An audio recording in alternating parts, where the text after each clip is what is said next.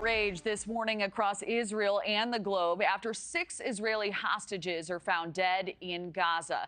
The bodies of 2 women and 4 men discovered just days after they were shot to death. One of them, an Israeli-American citizen. Protests erupting in Tel Aviv Sunday as tens of thousands expressed their anger and frustration with the Israeli government. The largest demonstration the country has seen since the start of this war 11 months ago. Many blaming Prime Minister Benjamin Netanyahu for not reaching a ceasefire deal. Negotiations dragging for months now. NewsNation's Tom Dempsey live in Washington this morning. So, Tom, the question now, where do these negotiations stand at this hour?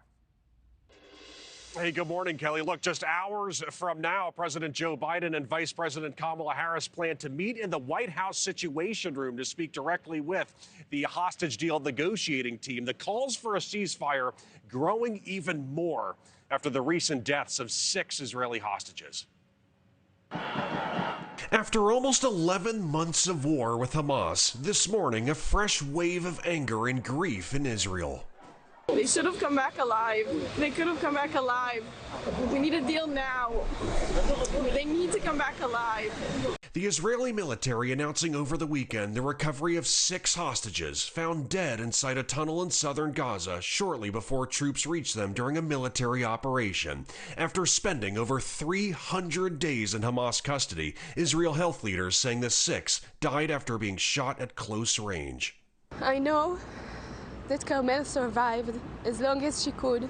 Among them, 40-year-old Carmel Gott, a yoga instructor taken hostage last October. Her cousin saying Carmel's death shows the need for a ceasefire. Today, I urge my government and all the states of the world to make a deal, make it possible, make it happen.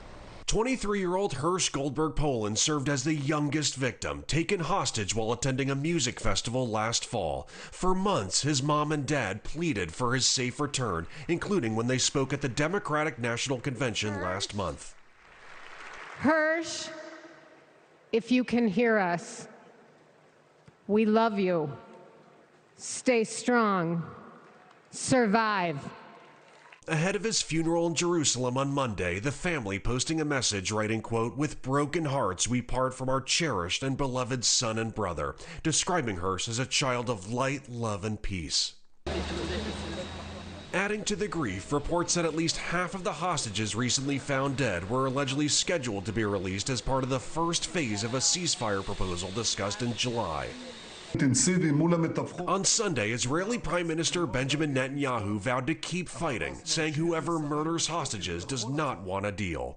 Here in the United States, President Joe Biden's national security advisor spoke with families of American hostages being held by Hamas, describing the next few days as critical for a deal.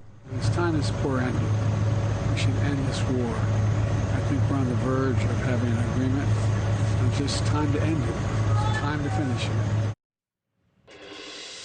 After reports of this story came down, former President Donald Trump criticized President Joe Biden and Vice President Kamala Harris, saying this crisis in the Middle East wouldn't have happened if he were in charge. At this hour, Israel says 101 hostages still remain in Hamas custody, with around a third of them believed to be dead. Kelly? Sad update. All right, Tom Dempsey, thank you.